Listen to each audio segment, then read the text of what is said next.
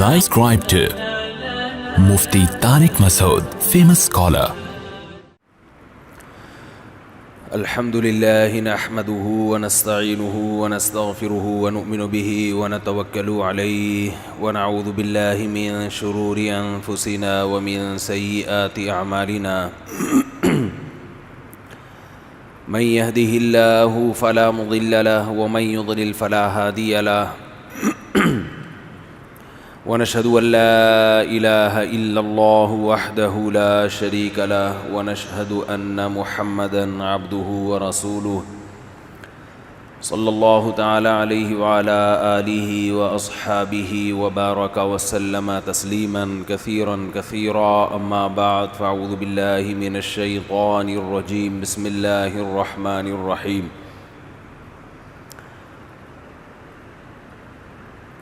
قل يا أيها الناس إني رسول الله إليكم جميعا.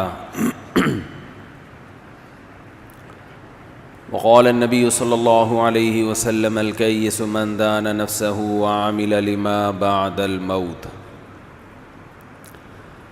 قرآن مجید کی ایک آیت کا حصہ اور نبی صلی اللہ علیہ وسلم کی ایک حدیث پڑھی ہے. اللہ تعالیٰ سے دعا ہے اللہ تعالیٰ صحیح طرح سے بات کہنے کی، سننے کی، سمجھنے کی اور پھر عمل کی توفیق عطا فرمائے. آواز صاف آ رہی ہے آپ لوگوں کو؟ ہے بھائی، ایکو کو ختم کریں بالکل. یہ لفظ ایکو ہے، ایکو ہے کیا ہے؟ کچھ انگریزی کے کسی ماہر نے کہا کہ ایکو نہیں ہے، کچھ اور ہے. چلو جو بھی ہے، ختم تو ہو گیا نا.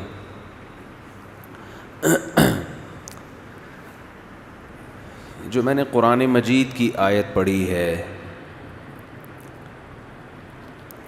اس آیت میں اللہ نے رسول اللہ صلی اللہ علیہ وسلم کو فرمایا، بلکہ حکم دیا، قل اے نبی آپ کہہ دیجئے، یا ایھا الناس اے لوگو، ساری دنیا کے سارے انسانوں، انی رسول اللہ میں اللہ کا نمائندہ ہوں. جس نے اس کائنات کو بنایا میں اس کا سفیر ہوں. الیکم، اور اس سفیر کو اللہ نے مجھے تمہاری طرف بھیجا ہے. گاڈ کا پیغام ڈیلیور کرنے کے لیے مجھے اس نے تمہاری طرف بھیجا ہے. جمیعا، تم سب لوگوں کی طرف، کوئی ایک بھی اس سے خارج نہیں ہے. جب بھی کسی جگہ سے کوئی نمائندہ آتا ہے، آپ نے دیکھا ہوگا اسکول میں، مدرسوں میں، یونیورسٹیوں میں کلاس چل رہی ہوتی ہے، کوئی شخص آتا ہے، ایکسکیوز می سر، ہوتا ہے نا. تو جو ٹیچر ہے اس کی توجہ اس کی طرف جاتی ہے، جی فرمائیے. سر مجھے وسیم کباڑیے سے 2 منٹ کا کام ہے. پرنسپل صاحب نے اس کے لیے کوئی پیغام بھیجا ہے، ہوتا ہے نا.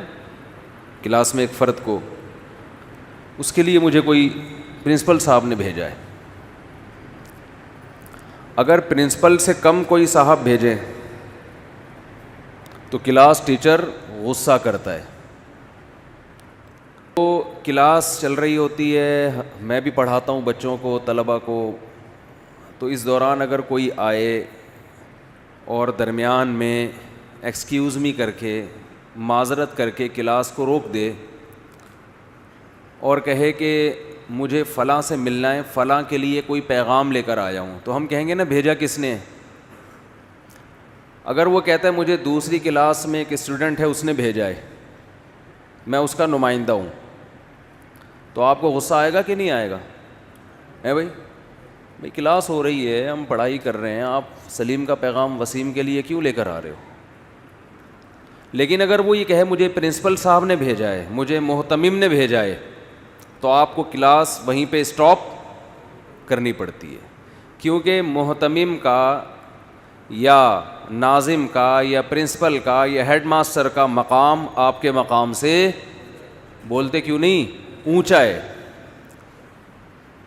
یہاں تک کہ پیغام لانے والا کوئی بھی ہو،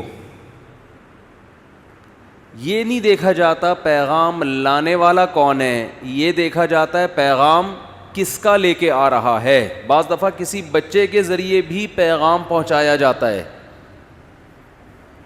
بچوں کے ذریعے بھی، منشی کے ذریعے بھی، چوکیدار کے ذریعے بھی. کیا خیال ہے بھائی؟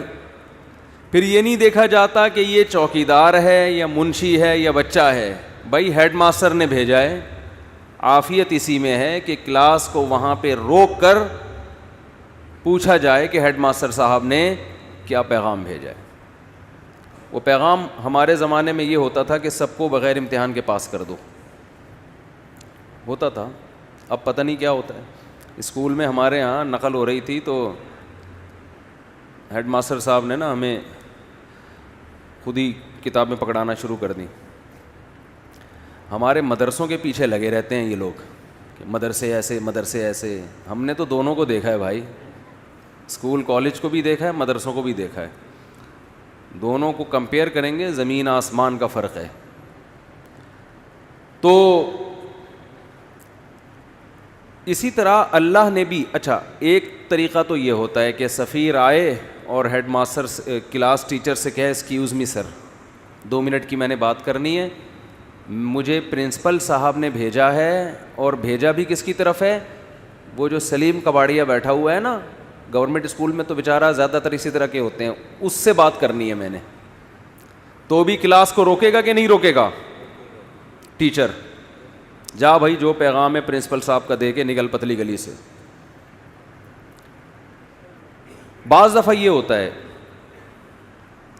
کہ ہیڈ ماسٹر کی طرف سے یا پرنسپل کی طرف سے کوئی بندہ پیغام لے کر آیا، اور میسج جس کے لیے لے کر آیا ہے وہ کوئی ایک بندہ نہیں ہے، پوری کلاس کے لیے. اب کلاس ٹیچر کلاس روک ہی نہیں رہا اور یہ ایکسکیوز می سر کہہ کے 1 گھنٹے سے کھڑا ہوا ہے. 1 گھنٹے کی کلاس ہوتی نہیں ہے، 15 منٹ سے کھڑا ہوا ہے.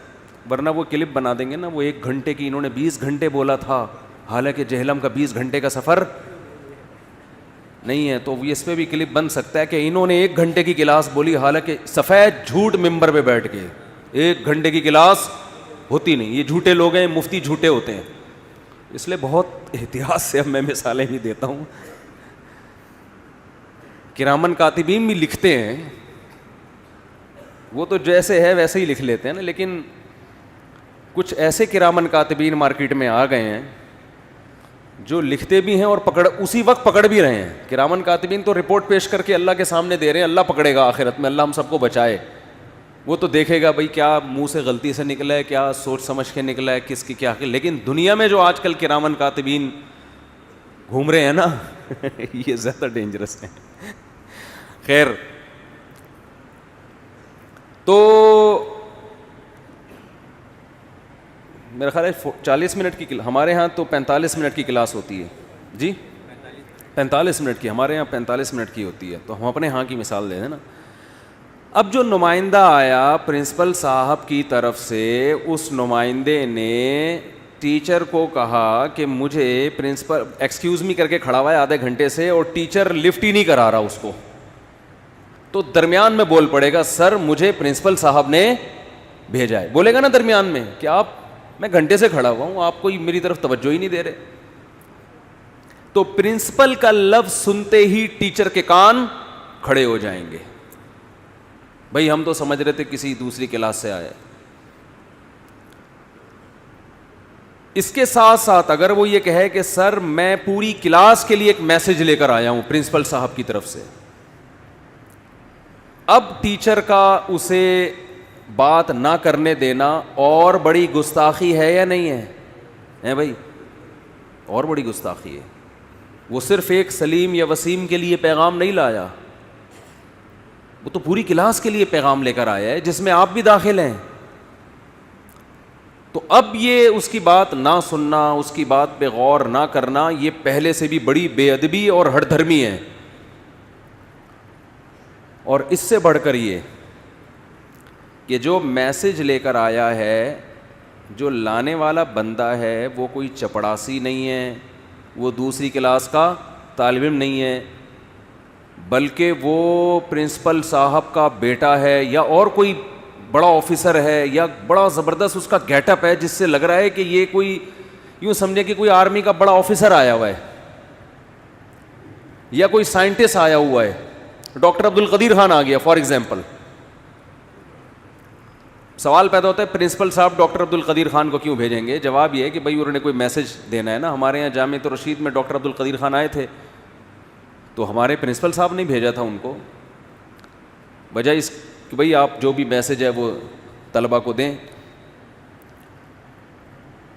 تو ایسے موقع پہ جب جس کو بھیجنا والا بھی عالی مقام، جس کو بھیجا جا رہا ہے وہ بھی عالی مقام، اور جس کی طرف بھیجا جا رہا ہے وہ بھی عالی مقام، وہ سب کے لیے، سب کے کان کھڑے ہو جائیں گے. ایسے موقع پہ اگر کلاس ٹیچر یہ کہتا ہے وہیں کھڑا رہے، وہیں کھلو جا. تو پنجاب میرے بہت دورے ہو رہے ہیں نا، تو پنجابی بھی آ رہی ہے مجھے آہستہ آہستہ. اتھے ہی کھلو جا، جتے دی کھوتی اتنے آن کھلوتی. پنجاب میں ایک مقولہ مشہور ہے، جدے دی کھوتی اتھے آن کھلوتی. اب اس کا مفہوم پتہ نہیں کیا ہے، بہرحال ہمیں تو یہ لفظ اچھا لگا تو ہم نے کہا چلو ٹھیک ہے. بعض الفاظ ایسے اچھے ہوتے ہیں ان کا مطلب نہیں بھی پتہ ہوتا. جدے دی کھوتی اتھے آن کھلوتی، اے کی رولہ پہ گیا چودھری سٹاں لے گیا. یہ بہت پہلے سرگودا میں ہم نے لکھا ہوا دیکھا تھا. الیکشن میں چودھری صاحب سیٹیں لے گئے تو اے کی رولہ پہ گیا چودھری سٹاں لے گیا. خیر، تو ایسے موقع پہ کہ جب بھیجنے والا بھی اعلیٰ، پیغام لانے والا بھی اعلیٰ، اور جس کی طرف پیغام بھیجا جا رہا ہے وہ سب کے سب لوگ ہیں، ایسے موقع پہ اس کے پیغام کی طرف توجہ نہ دینا یہ بھیجنے والے سے دشمنی لینے کے مترادف ہے. اس کا مطلب آپ اسکول میں مزید جاب نہیں کرنا چاہتے، آپ چاہتے ہیں کہ آپ کو یہاں سے خارج کر دیا جائے. اس سے بڑی سزا کوئی پرنسپل یا ہیڈ ماسٹر دے نہیں سکتا نا، کہ آپ کا اخراج ہی کر دے وہاں سے.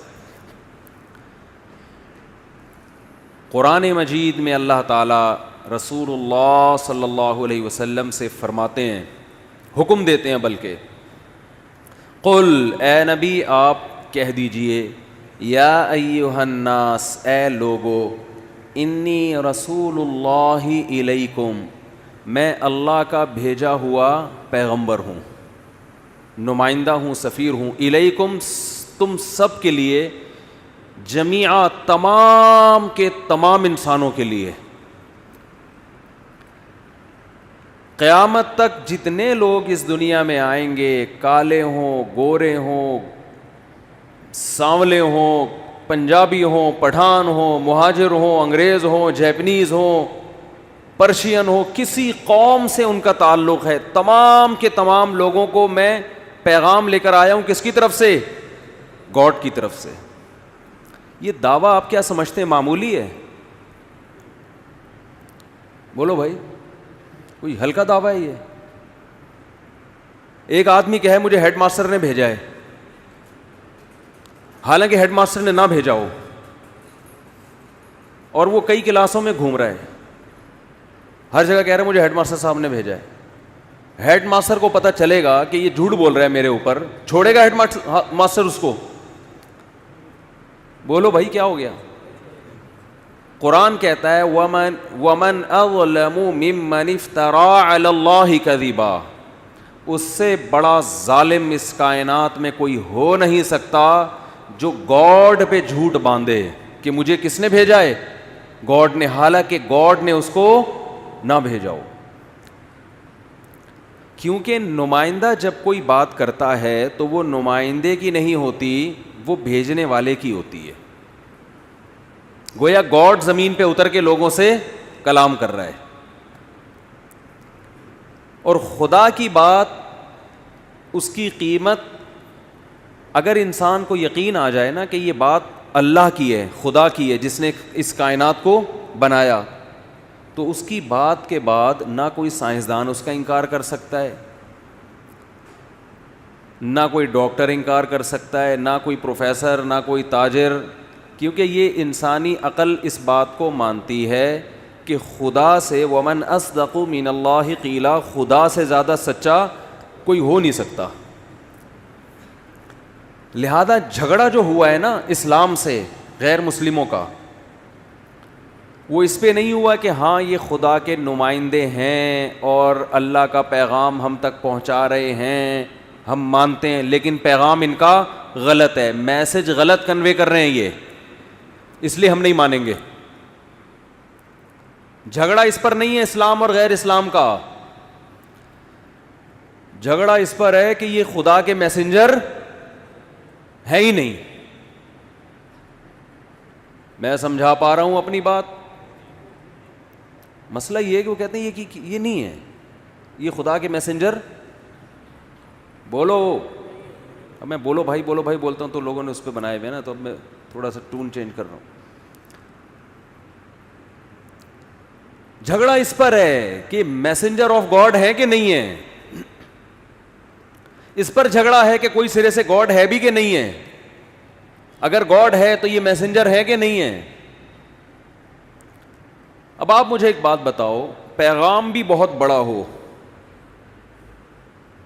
بھیجنے والا بھی بہت بڑا ہو, بھیجا گیا بھی ساری دنیا کے سارے انسانوں کی طرف ہو, اس سے زیادہ کوئی ویلیویبل سفیر اس دنیا میں پایا گیا ہے؟ یعنی سفیر کی بڑی ایک ویلیو ہوتی ہے نا,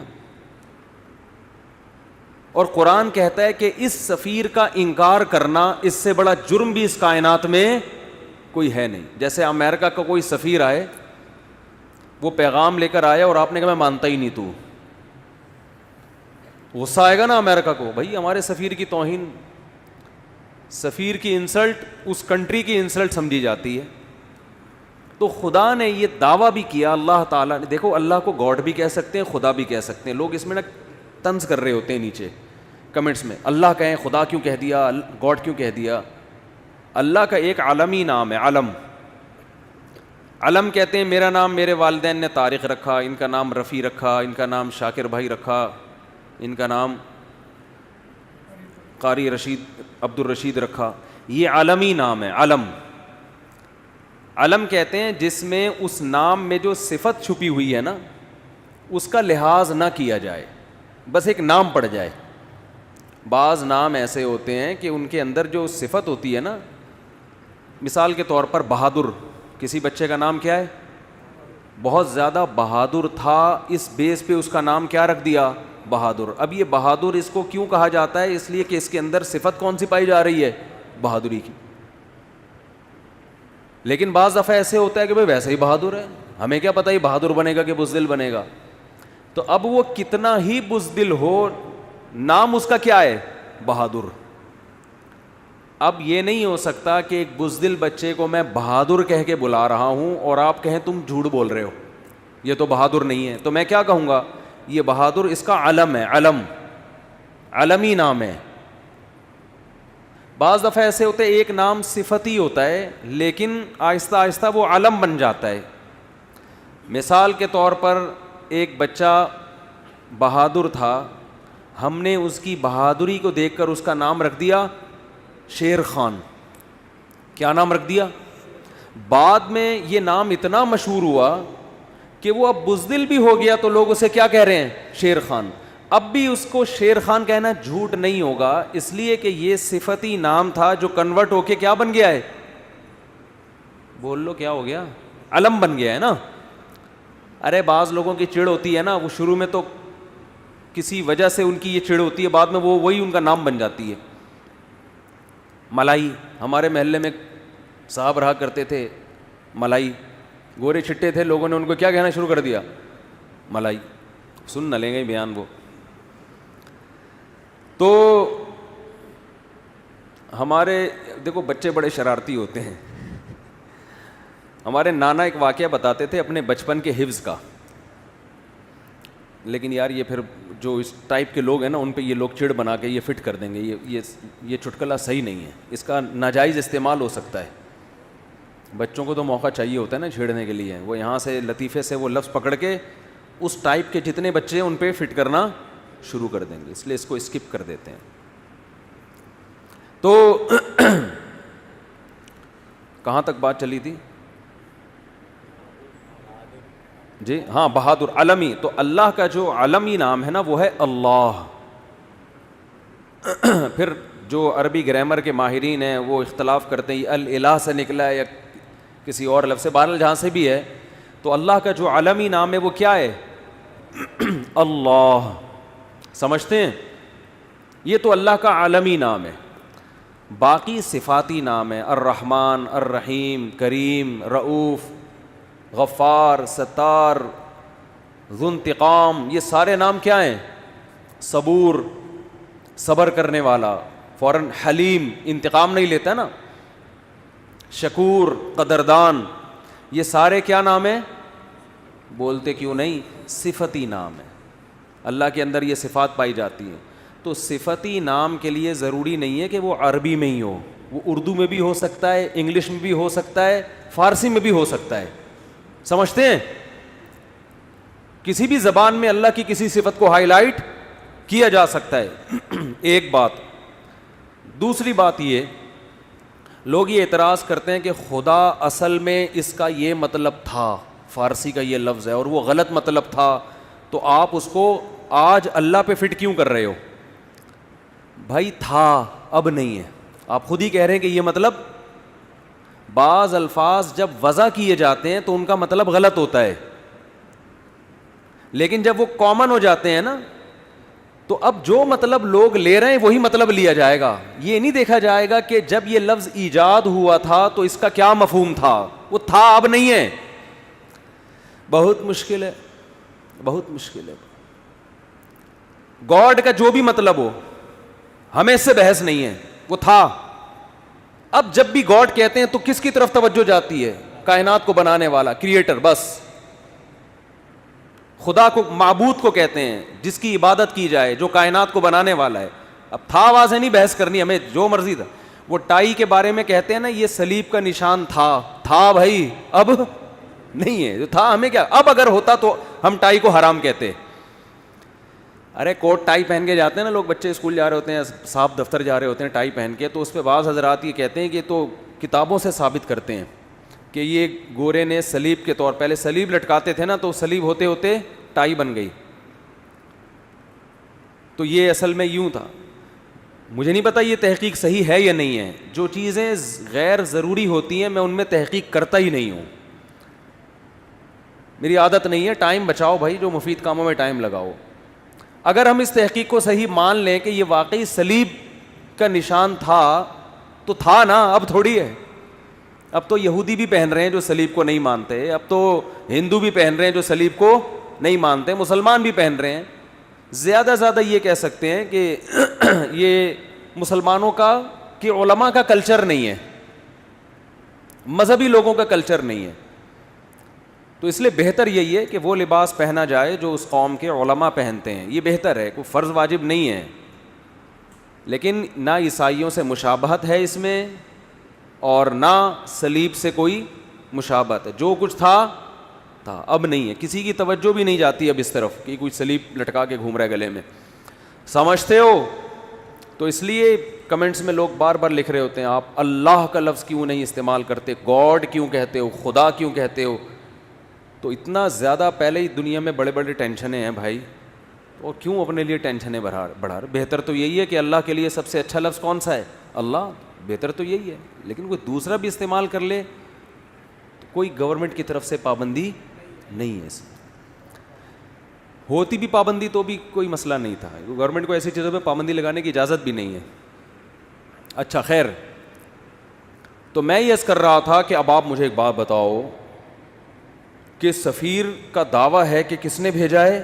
اس کائنات کے بنانے والے نے. اور بھیجا کس کی طرف ہے؟ صرف عرب کی طرف نہیں, تمام دنیا کے تمام انسان جو اس وقت تھے اور جو قیامت تک آئیں گے. اور آپ نے یہ دعویٰ برائے دعویٰ نہیں کیا. مدینہ ہجرت کرنے کے بعد آپ صلی اللہ علیہ وسلم روم اور فارس کے بادشاہوں کو خطوط بھیج رہے ہیں. ویژن دیکھو. یعنی ایک یتیم جو نہ لکھنا جانتا ہے نہ پڑھنا جانتا ہے, عرب کے ایک ایسے ماحول میں پیدا ہوا جہاں ایجوکیشن کا نام و نشان نہیں ہے, اور ابھی آپ کو ایک چھوٹی سی ریاست بھی پوری طرح نہیں ملی مدینہ کی, اس میں بھی چاروں طرف آپ کے دشمن. مسجد نبوی جتنی بڑی ہے نا اب, پورا مدینہ نبی کے دور میں اس سے چھوٹا تھا. سمجھ میں آ رہی ہے؟ جو مدینہ شہر تھا نا, آج جو مسجد نبوی ہے مدینہ شہر اس سے چھوٹا تھا. پوری اسلامی تاریخ ہے. آپ کوئی ماہر آدمی ہو نا, آپ کو بتائے گا مسجد نبی کے اندر یہاں حضرت ابو بکر کا گھر تھا, یہاں حضرت عمر کا گھر تھا, یہاں حضرت ابو ہریرہ آیا کرتے تھے, یہاں یہ ہوتا تھا, یہاں پوری مسجد نبی کے اندر پوری مدینہ کی تاریخ ہے. اتنی چھوٹی سی جگہ, بہت کمزور معمولی سی ریاست جو اپنے پاؤں پہ ابھی کھڑی بھی نہیں ہو پا رہی, سنبھل بھی نہیں پا رہے, اور خطوط لکھے جا رہے ہیں ہرقل کو. ہے بھائی, خطوط کس کو لکھے جا رہے ہیں؟ بڑے بڑے ملکوں, اس وقت ایسے جیسے رشیا, امریکہ اور برٹش, ان حکومتوں کو خطوط لکھے جا رہے ہیں. اس میں کیا کہا جا رہا ہے؟ انی رسول اللہ علیکم جمیعا, مجھے گاڈ نے میسنجر بنا کے بھیجا ہے. کس کی طرف؟ آپ کہتے ہیں جب اللہ کو اللہ کہا جائے گا تو گاڈ کیوں کہہ رہے ہو پھر بار بار؟ گاڈ اس لیے کیونکہ یہ لفظ گوروں کے لیے بھی ایکسیپٹیبل ہے نا. بھائی گاڈ کو تو وہ بھی مانتے ہیں نا, اللہ کو نہیں مانتے, گاڈ کو تو مانتے ہیں نا, تو اس لیے میں گاڈ کا لفظ استعمال کر رہا ہوں. سمجھ رہے ہو کہ نہیں سمجھ رہے؟ لبرل لوگ بھی بولیں یہ اللہ کیوں لے کر آ رہے ہیں بیچ میں, تو بھائی گاڈ کا لفظ سب کے لیے قابل قبول ہے کہ نہیں ہے؟ انگلش میں خدا کو کیا کہتے ہیں؟ گاڈ کہتے ہیں, کیونکہ انگریز بھی او مائی اللہ نہیں کہتے, او مائی گاڈ کہتے ہیں. آپ کہہ سکتے ہیں کہ انگریز تو آپ کا بیان سن نہیں رہے, تو وہ لوگ ضرور سن رہے ہیں جو انگریزوں سے ڈسے ہوئے ہیں. ٹھیک ہے, اور ہو سکتا ہے یہ ٹرانسلیشن ہو جائے انگلش میں بعد میں, یہ بھی ممکن ہے. نہیں بھی ہو تو کوئی ترجمہ کر کے بتا دے. کچھ گوروں نے بھی بیانات سنے ہیں. تو اب میں آپ سے ایک بات عرض کر رہا ہوں کہ دنیا میں اس سے بڑے سفیر کی کوئی مثال مل نہیں سکتی, جو دعویٰ بھی کر رہے ہیں کہ میں تمام لوگوں کی, اللہ کی طرف سے تمام انسانوں کا رسول, اور اس دعوے پر عمل بھی کر کے دکھا رہے ہیں. بڑے بڑے بادشاہوں کو خطوط لکھ رہے ہیں. بعض بادشاہوں نے جب آپ کا خط دیکھا تو اسے پھاڑ دیا. آپ نے فرمایا اللہ اس کے اسی طرح ٹکڑے کرے گا جس طرح اس نے میرے خط کو پھاڑا ہے. آپ کہہ سکتے ہیں بھائی کسی کے خط کو پھاڑنے پر اتنی بڑی بد دعا کیسے دی جا سکتی ہے؟ بات یہ ہے کہ دعویٰ جتنا بڑا ہو اس دعوے کا انکار بھی اتنا ہی بڑا جرم ہوتا ہے. اس کے ذمہ لازم تھا, کیونکہ نئے پیغمبر کا لوگ انتظار کر رہے تھے. لوگوں کو یقین تھا کہ حضرت عیسیٰ ابن مریم آخری نبی نہیں ہے. عیسائی بھی انتظار کر رہے تھے, یہودی بھی انتظار کر رہے تھے. ایسے موقع پہ اگر کوئی دعویٰ کرے تو دعویٰ سنتے ہی اس کو پھاڑ ڈالنا یہ اللہ سے دشمنی لینے کے مترادف ہے. اس لیے رسول اللہ صلی اللہ علیہ وسلم نے فرمایا لا يسمع بی احد من هذه الامة یہودیا کان او نصرانیا ثم لم يؤمن بالذی ارسلت به الا دخل النار. فرمایا میری پوزیشن یہ نہیں ہے کہ کوئی میری دعوت سنے, اس کا دل چاہے تو مان لے, دل چاہے تو نہ مانے. نا نا نا نا نا نا, میری حیثیت یہ ہے کہ اس امت میں کوئی یہودی عیسائی میرے بارے میں سنے اور پھر تحقیق کر کے مجھ پر ایمان نہ لے کر آیا تو اس کا ٹھکانہ جہنم کی آگ ہے. اس نے اس کو ویلیو کیوں نہیں دی؟ بالکل اس کی مثال ایسے جیسے کلاس روک کر ایک شخص کہہ رہا ہے مجھے پرنسپل نے بھیجا ہے, اور ٹیچر اس کی بات کو لفٹ کرانے کے لیے تیار نہیں ہے, تو آپ کیا سمجھتے ہیں پرنسپل چھوڑ دے گا اس کو؟ اور وہ کہہ بھی رہا ہے کہ میں سب پوری کلاس کے لیے پیغام لے کر آیا ہوں, اور پیغام بھی بہت اہم ہے. آج لبرل لوگ اعتراض کرتے ہیں نا, یہ کیا بات ہے محمد صلی اللہ علیہ وسلم پر کوئی ایمان نہ لے کر آئے تو جہنم میں جائے گا, اتنی سی باتوں پہ جہنم ہے بھائی. اتنی سی باتوں پہ. یعنی وہ کہتے ہیں نا یہ لوگ ذرا سی بات پہ کہاں پھینک رہے ہوتے ہیں, جہنم میں ڈال. بھائی اتنی سی بات ہے نہیں, کیونکہ دعویٰ یہ کہ مجھے خدا نے بھیجا ہے. اب آپ کے ذمے ہے کہ آپ تحقیق کرو کہ یہ اپنے دعوے میں جھوٹے ہیں یا سچے. آپ اس کان سے سن کے اس کان سے نکالنے کا آپشن آپ کے پاس ختم ہو گیا. ابھی آپشن نہیں ہے آپ کے پاس کہ ادھر سے سنیں اور ادھر سے نکال دیں گے یار یہ مسلمانوں کے مذہبی معاملات ہیں, چھوڑو. آپ کہہ سکتے ہیں کہ کیا دلیل ہے آپ کے پاس کہ محمد ابن عبداللہ صلی اللہ علیہ وسلم اس دعوے میں سچے تھے, کیا دلیل ہے آپ کے پاس؟ ہم کہتے ہیں 1400 سال پہلے جو آپ کی نبوت کے برحق ہونے کے دلائل تھے وہ تو تھے, وہ لوگوں نے اپنی آنکھوں سے دیکھے. 1400 سال کے بعد جو آپ کے برحق ہونے کے دلائل ہیں وہ پہلے سے بھی زیادہ ہیں, وہ اس سے بھی زیادہ ہیں. اگر خدا محمد صلی اللہ علیہ وسلم کو میسنجر بنا کے بھیجتا اور یہ نہ کہتا کہ یہ آخری پیغمبر ہیں, تو خدا کے ذمے محمد صلی اللہ علیہ وسلم کی تعلیمات کی حفاظت بولو نہیں تھی. کیا خیال ہے؟ اللہ کہہ دیتا کہ ان کی تعلیمات جب مسخ ہوں گی تو میں دوسرا پیغمبر بھیج دوں گا. خدا نے محمد ابن عبداللہ صلی اللہ علیہ وسلم کے بارے میں 2 دعوے کیے, یہ میرے میسنجر ہیں اور لاسٹ میسنجر, ان کے بعد کوئی نبی نہیں ہے, کیونکہ ساری دنیا کے سارے انسانوں کے لیے. اس دعوے میں اللہ نے ایک اور دعویٰ کر دیا کہ ان کی تعلیمات کو میں قیامت تک کے لیے محفوظ کر دوں گا. ان کی تعلیمات قیامت تک کے لیے, بولو نا کیا ہو گیا بھائی؟ وہاں میں پشاور میں بیان کر رہا تھا, ایسا بول رہے تھے لوگ یار, چپ کرانا. سرگودا میں بیان ہوا, چپ کرانا مشکل ہو گیا, لوگ چپ ہی نہیں ہو رہے تھے. وہاں کہنا پڑ رہا تھا مجھے بھی بولنے دو گے کہ نہیں دو گے بولنے. پنجاب لسی پائے, کراچی میں چائے, چائے کے اثرات ہیں. سوچتا بہت ہے آدمی, چائے پی کے بولتا نہیں ہے, سوچتا رہے. جہاں بولنے کا موقع ہوتا ہے وہاں بھی کیا کر رہا ہوتا ہے, سوچ رہا ہوتا ہے. ابھی اتنی اچھی صحت رہی ہے نا, میرا 2 ہفتے کا دورہ ہوا کے پی کے پنجاب, ایسے ایک چھینک بھی نہیں آئی. پھر کراچی اتر کے چھینکیں شروع. تو اللہ کے ذمے تھا کہ محمد صلی اللہ علیہ وسلم کی تعلیمات کی حفاظت کرتے. یہ حفاظت خود اس کی دلیل ہے کہ محمد صلی اللہ علیہ وسلم لاسٹ میسنجر آف گاڈ ہیں, ورنہ کسی یتیم جو نہ لکھنا جانتا ہو نہ پڑھنا جانتا ہو, اس کی تعلیمات کی اللہ کی قسم اسباب کی دنیا میں ایسی حفاظت کا انتظام اس زمانے میں تو ممکن ہی نہیں تھا, ناممکن. اور اس زمانے میں بھی اتنا پروٹوکول ملنا کسی کو ممکن نہیں ہے. ہمارے نبی صلی اللہ علیہ وسلم کی جو سیرت ہے اس کے 2 پہلو ہیں, خوب غور سے سنیں. 2 پہلو ہیں آپ کی سیرت کے. ایک پہلو وہ ہے جس میں آپ خدا کی طرف سے کوئی میسج دے رہے ہیں کہ یہ الاؤڈ ہے اور یہ ناٹ الاؤڈ. خدا ان کاموں سے خوش ہوتا ہے اور ان کاموں سے ناراض ہوتا ہے. کہنے میں کیا جا رہا ہے؟ خدا ان کاموں سے خوش ہوتا ہے اور ان کاموں سے ناراض. جب کوئی کہے بولو تو خدا نہ بولنے سے ناراض ہوتا ہے, یہ بھی ایک ہے نا. ان کاموں سے اللہ خوش ہوگا اور ان کاموں سے اللہ ناراض ہوگا.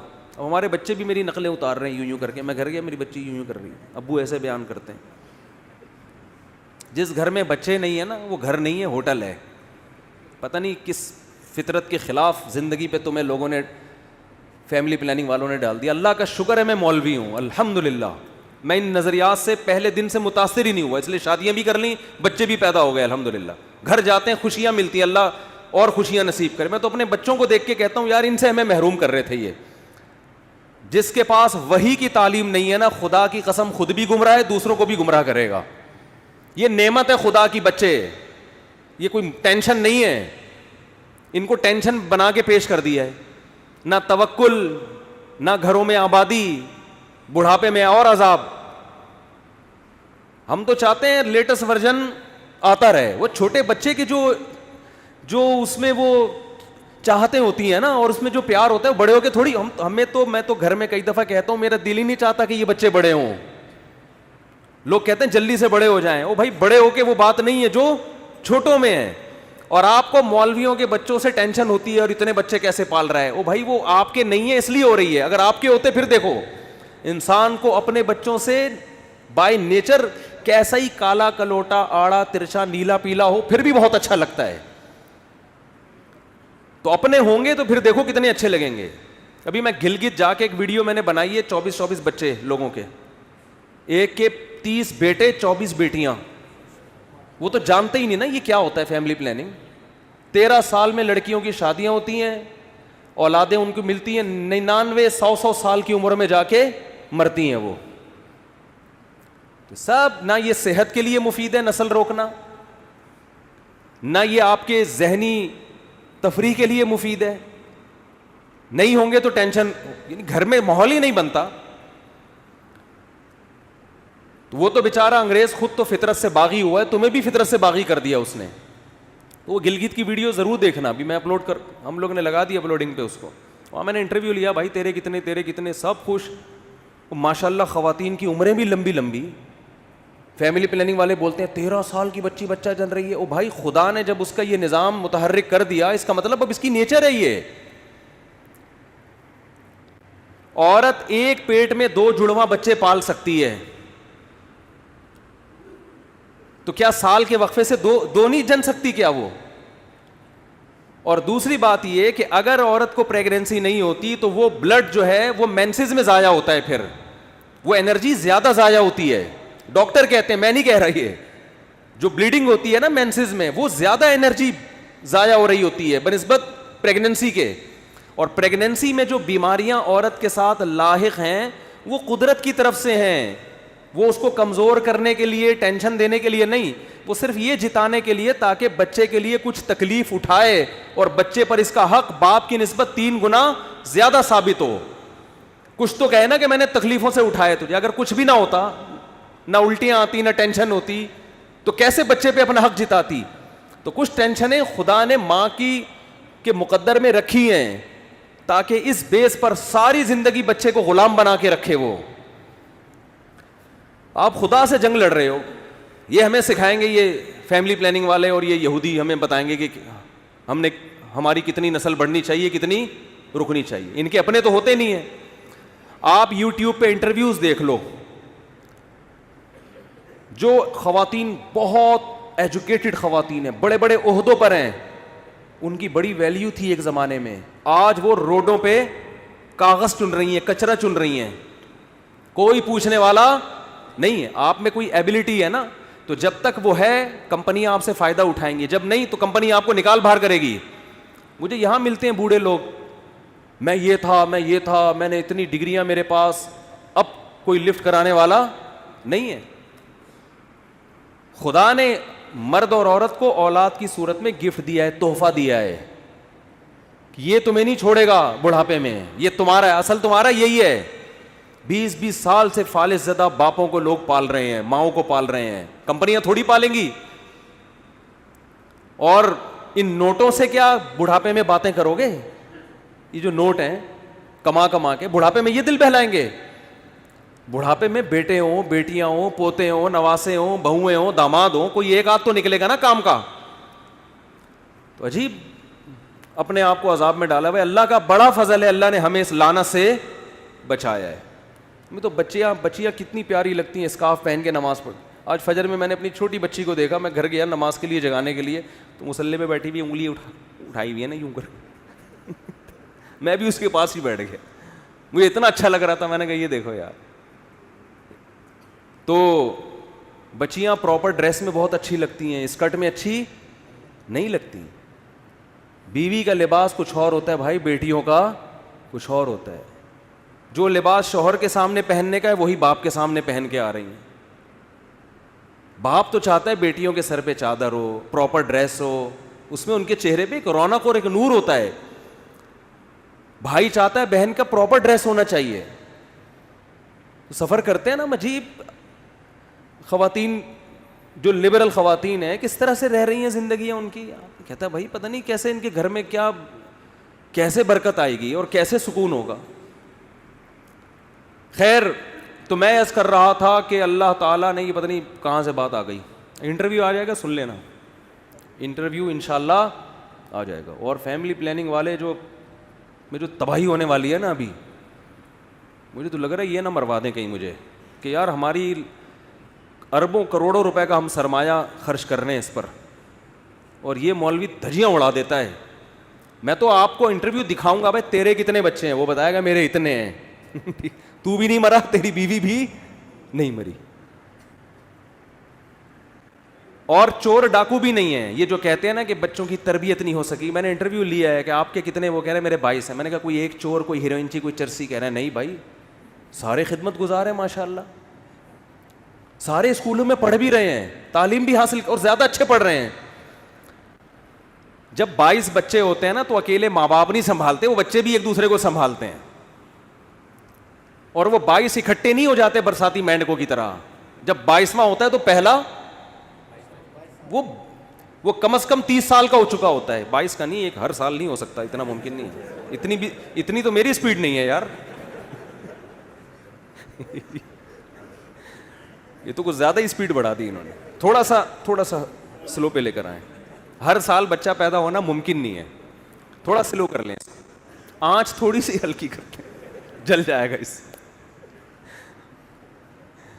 عورت جب بچوں کو فیڈ کراتی ہے نا تو اس کو پریگننسی 99% چانس ہوتا ہے کہ نہ ہو. یہ قدرت کی طرف سے ہے, یہ وقفہ بھی قدرت نے خود ہی بنایا ہے, اس میں بھی آپ کو ڈاکٹروں سے مشورے کی ضرورت نہیں ہے. یہ سب خدا کی طرف سے انسٹالیشن ہوئی ہوئی ہے عورت میں. جو چیزیں انسانی صحت کے لیے انتہائی ضروری ہوتی ہیں وہ خدا نے ڈاکٹروں کے حوالے نہیں کی ہیں. لوگ ڈاکٹر سے پوچھ کے پانی پینا, ڈاکٹر صاحب پانی کتنے گلاس پیوں؟ او بھائی تو جتنا پیاس لگتی ہے اتنے گلاس پی لے. ڈاکٹر سے پوچھنے کتنی روٹیاں کھاؤں میں؟ جو سمجھدار ڈاکٹر ہوگا وہ بھی یہ کہے گا بھائی یہ تیرا پیٹ ہے, یہ تجھے خود تیری باڈی بتائے گی کہ کتنی روٹیاں کھانی ہیں. میں نے 15 دن پراٹھا نہیں کھایا سفر میں نا, میں ابھی کافی لمبا سفر تھا نا میرا, تو 15 دن مجھے پراٹھا نہیں ملا. آج پھوڑا ہے الحمدللہ, ایسا مزہ آیا, مزہ آ گیا. تو مجھے پتا ہے بھائی میری باڈی کو پراٹھا چاہیے, یہ ڈاکٹر کو نہیں پتا. مشورہ دے سکتا ہے ڈاکٹر, پراٹھا نہیں دے سکتا. خیر, تو وہ انٹرویو انشاءاللہ آئے گا گلگت کا, وہ سنیے گا. تو نہ کوئی چور ہے, سارے ماشاءاللہ خدمت گزار. تو قدرت کی طرف سے ہی وقفہ بھی ہوتا ہے کہ جب بچے کو فیڈ کرائے گی تو نہیں وہ ہو سکتا اس میں. یہ سارا اللہ کی طرف سے انسٹالیشن ہوئی ہوئی ہے, اس میں آپ زیادہ فنٹر بننے کی کوشش مت کرو, خدا کے کاموں میں ٹانگ مت اڑاؤ. ہاں کوئی واقعی بیمار ہو ایک الگ بات ہے وہ. دوسرا صحت کا خیال بھی رکھو. صرف بچے برساتی مینڈکوں کی طرح پیدا کر دینا, بیوی کی صحت کا خیال نہ رکھنا, وہ پھر وہ تو فالٹ ہے, وہ تو ظلم ہے. تو بات یہ چل رہی تھی کہ اللہ تعالیٰ نے محمد صلی اللہ علیہ وسلم کو اپنا سفیر بنایا اور یہ بھی دعویٰ کیا کہ یہ آخری نبی ہیں, اور یہ بھی دعویٰ کیا, اسی میں یہ خود بخود دعویٰ ہو گیا کہ ان کی تعلیمات قیامت تک کے لیے محفوظ کر دوں گا, جبکہ اس زمانے میں محفوظ کرنے کا کوئی انتظام, ایسا پراپر انتظام نہیں تھا جو بعد میں لوگوں میں ایجاد ہوا ہے. تو لکھنے والے چند گنے چنے لوگ تھے, لکھتے بھی چمڑوں پہ اور کاغذوں پہ, جس کے گمنے کا بہت امکان, تحریف کا بہت امکان, مگر ایسا انتظام کیا کہ میں آپ سے عرض کر رہا تھا محمد صلی اللہ علیہ وسلم کی تعلیمات 2 قسم کی ہیں. جلدی سے بات کو سمیٹ رہا ہوں میں. ایک وہ تعلیمات جو اصل ہیں, جس کے لیے آپ صلی اللہ علیہ وسلم کو بھیجا گیا, حکم دیا گیا کہ آپ بتا دیں کہ ان باتوں سے خدا خوش ہوتا ہے اور ان باتوں سے خدا ناراض ہوتا ہے. یہ اصل ہے جس کے لیے آپ کو بھیجا گیا.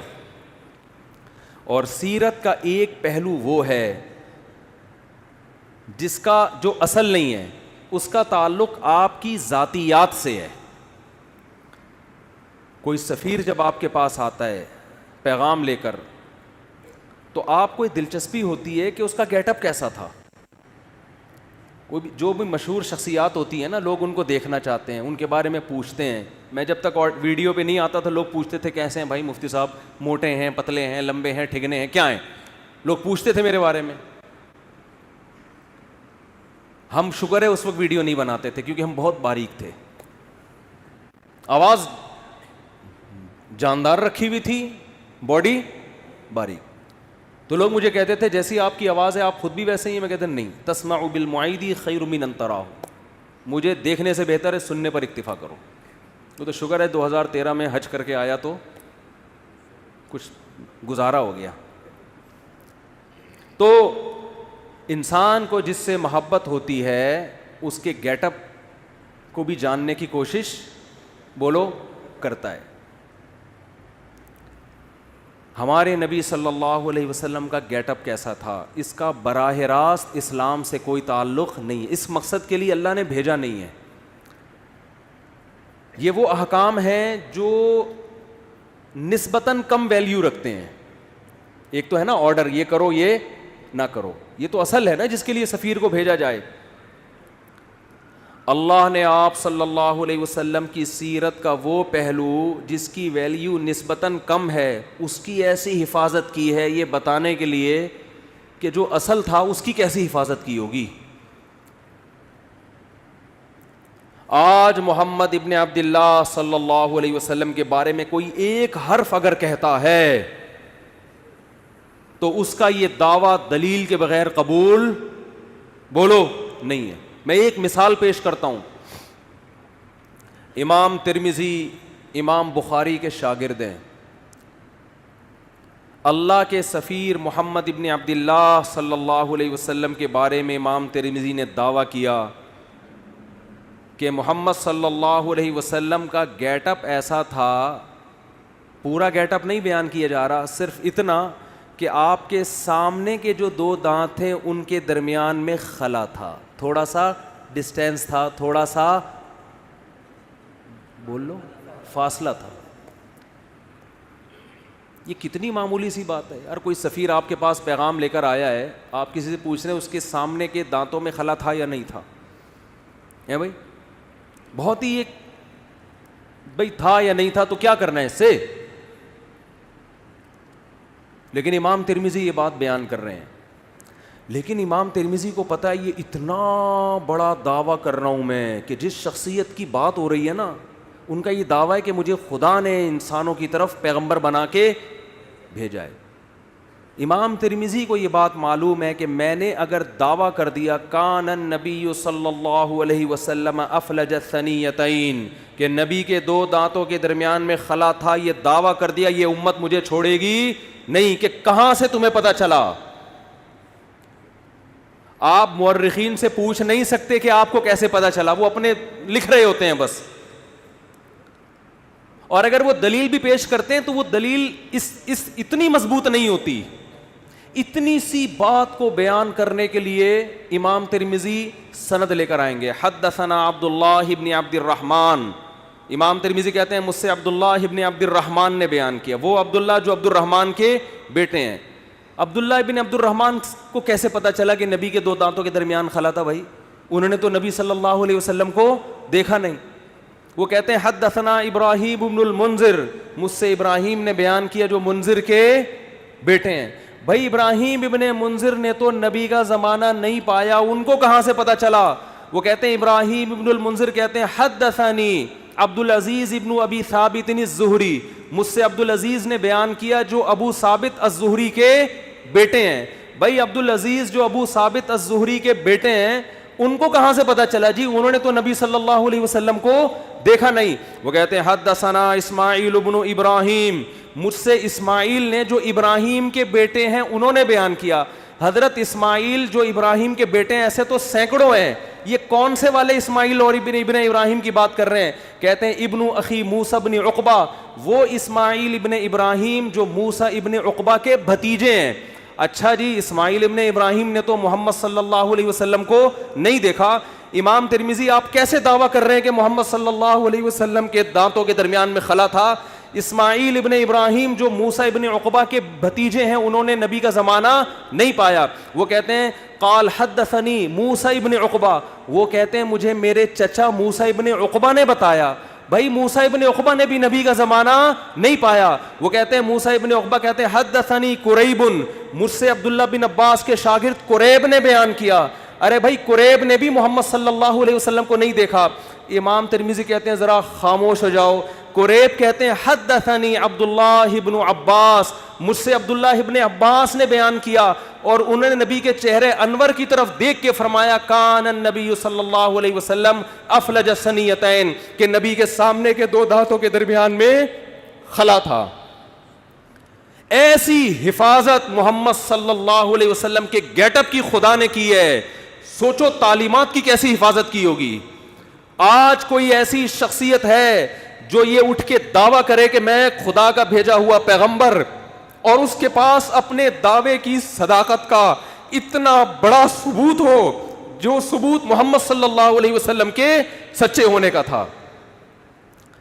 آپ کہہ سکتے ہیں یہ ایک حدیث ہے, ایسی ہزاروں حدیثیں ہیں, ایک بات بھی اگر آپ محمد صلی اللہ علیہ وسلم کی طرف منسوب کرتے ہو سند کے بغیر امت اس کو قبول بولو نہیں کرتی. اور سند بھی کیسی خاندانی. آپ کہہ سکتے ہو امام ترمذی سے کہ حضرت آپ کہتے ہیں مجھ سے عبداللہ ابن عبد الرحمن نے بیان کیا, ہو سکتا ہے یہ بندہ بھی آپ نے خود ہی گڑھ لیا ہو. بھئی کہنے پر گورنمنٹ کی طرف سے کوئی پابندی ہے؟ بولو آپ کو مجھ سے فلاں نے بیان کیا, اگلے کو کیا پتا فلاں کون ہے. آپ اسماء الرجال کی کتابوں میں جاؤ گے, جی عبداللہ ابن عبد الرحمن کون ہے, آپ کو اس زمانے کے درجنوں علماء کے اقوال مل جائیں گے. یہ فلاں سن میں پیدا ہوئے, فلاں جگہ علم حاصل کیا, ان کے بارے میں علماء کے تبصرے, یہ جھوٹے تھے سچے تھے, کوئی کرپشن تو نہیں ان پہ ثابت ہوئی, جھوٹ تو ثابت نہیں ہوا زندگی بھر. ان کے شاگرد کون کون, ان کے استاذ کون کون, کہاں کہاں سے علم حاصل کیا. ایک مؤلف بیان نہیں کرے گا, بہت سارے لوگ جو مختلف ملکوں میں رہتے ہیں وہ بیان کریں گے ان کے بارے میں. پھر آپ اگلے راوی کی طرف جاؤ گے, عبداللہ ابن عبد الرحمن, وہ کہتے ہیں ابراہیم ابن المنذر نے. یہ ابراہیم ابن المنذر کون ہے؟ یہ کوئی ڈھکے چھپے نہیں ہے, آپ کو درجنوں کتابوں میں ان کے حالات بولو مل جائیں گے. بھائی اس زمانے میں مشہور آدمی تھے, یہ لوگ جانتے تھے ان کو. وہ کتابیں کوئی دمشق میں لکھی جا رہی ہے, کوئی مصر میں لکھی جا رہی ہے, کوئی کوفہ میں لکھی جا رہی ہے, ان کتابیں میں ان کا تذکرہ ملے گا آپ کو. حالانکہ ان کے آپس میں ملاقات ثابت, ان مصنفین کا آپس میں کمپرومائز نہیں ہو سکتا, مختلف ملکوں میں ہیں یہ. پھر آپ پوچھو گے جی عبدالعزیز ابن ابی ثابت الزہری کون ہے, ان کے اسماء الرجال. اسماء الرجال کی کتابیں تو اتنی جلدوں میں ہوتی ہیں جن میں راویوں کے حالات, ان کے نام. ایسا خاندانی پروٹوکول خدا کی طرف سے محمد صلی اللہ علیہ وسلم کو ملا, ایسی حفاظت کی گئی. اللہ ان غیر مسلموں سے کہہ رہا ہے جس کے دانتوں کے درمیان خلا, اس گیٹ اپ کو بیان کرنے کی میں نے ایسے حفاظت کی ہے, سوچو اس کے آرڈر کیسے میں نے محفوظ کیے ہوں گے. یہ پروٹوکول اس کائنات میں آج تک کسی کو بولو نہیں ملا. ہم یہ سیرت سن کے خوش ہوتے ہیں, ہونا بھی چاہیے, لیکن اس میں ہمارے لیے ایک پیغام ہے کہ محمد صلی اللہ علیہ وسلم جیسے غیر مسلموں کی طرف بھیجے گئے تو مسلمانوں پر بھی لازم ہے یا نہیں کہ آپ صلی اللہ علیہ وسلم کو فالو کریں. امام بخاری اپنی سند سے حدیث لے کر آتے ہیں, نبی صلی اللہ علیہ وسلم نے فرمایا اعفوا اللحا, نبی نے خدا کا پیغام پہنچایا, داڑیاں بڑھاؤ. نبی پیغام دے کے بولو نا بھائی, چلے ختم. اللہ کی حجت اپنے بندوں پر تمام. اب جب آپ یہ حدیث دیکھیں گے, آپ امام بخاری سے پوچھیں گے نا یہ یہ آپ کو کس نے کہا کہ نبی نے حکم دیا؟ امام بخاری سند، مجھ سے فلاں نے، مجھ سے فلاں نے، مجھ سے فلاں نے، پھر ان راویوں کی آپ ہر جگہ تحقیق کر سکتے ہو. پھر امام ترمذی بھی بیان کر رہے ہیں، امام مسلم بھی بیان کر رہے ہیں. کیوں؟ کہ کل قیامت کے دن اللہ آپ سے سوال پوچھے گا کہ میں نے اپنے میسنجر کے ذریعے پیغام پہنچایا تھا کہ اللہ کی طرف سے تمہیں حکم ہے داڑھی بولو نا بھائی بڑھاؤ. بس تمہیں اگر کوئی کنفیوژن تھی کہ پتہ نہیں حکم دیا ہے کہ نہیں دیا، تو میں نے تمہاری وہ کنفیوژن دور کر دی تھی. بس آپ کہہ سکتے ہیں اللہ اگر تیرا اتنا اہم حکم تھا تیرے حبیب کا، تو میں نے جب داڑھی نہیں رکھی تو سزا کیوں نہیں ملی؟ اللہ کیا کہے گا؟ یہ دنیا دارالامتحان تھی، دارالجزا کیا ہے؟ بولتے کیوں نہیں بھائی؟ بس اب آپ کی مرضی.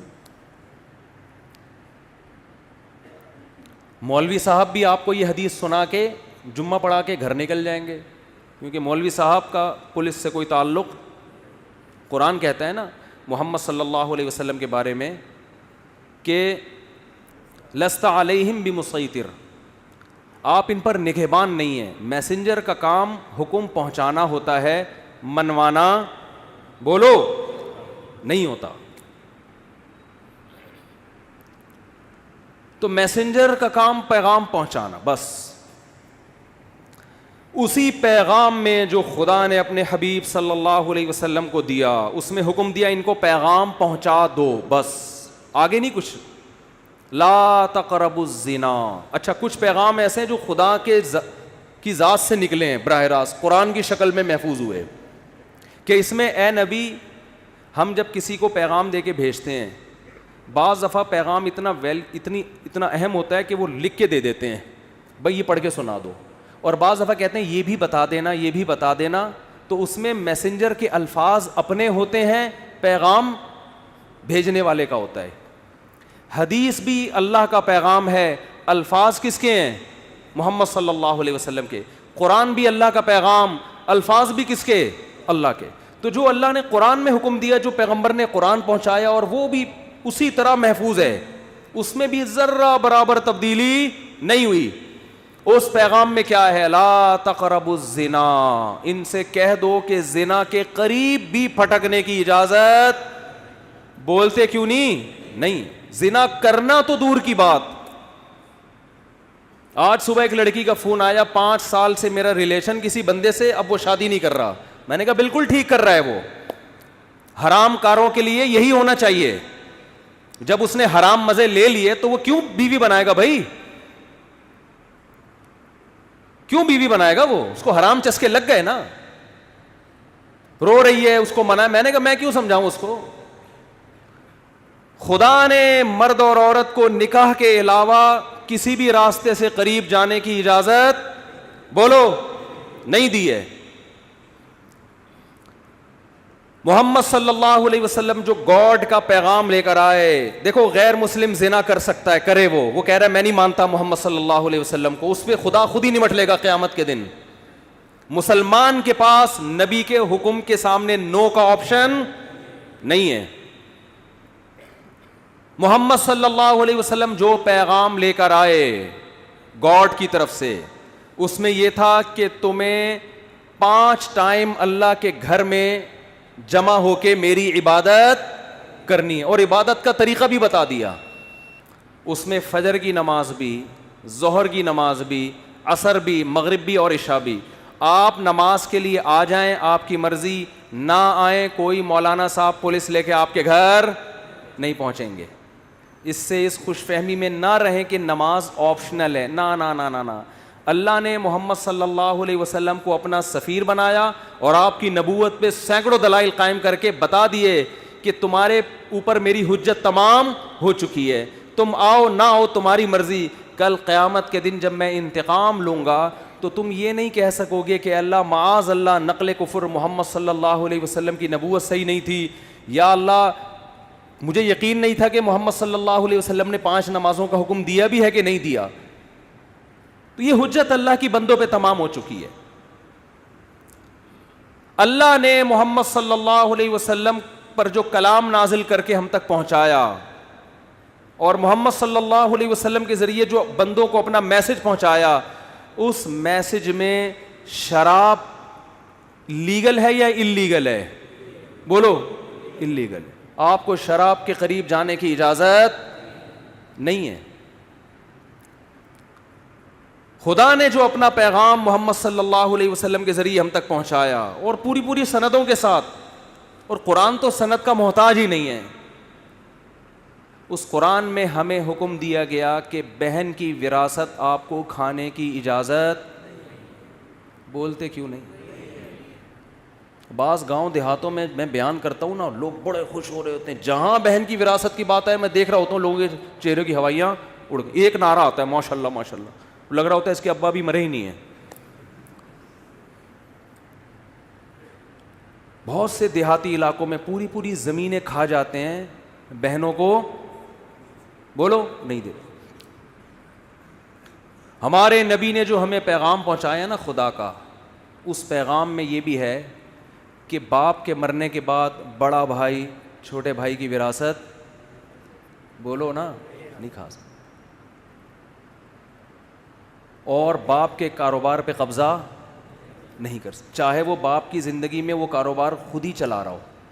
یہ غریبی ہے. ابا کی زندگی میں جو ابا کے کاروبار کو پروموٹ کرتے ہو, یہ ابا کی خدمت کہلائے گی. اس کی وجہ سے آپ کی کاروبار میں شرکت نہیں ہوگی.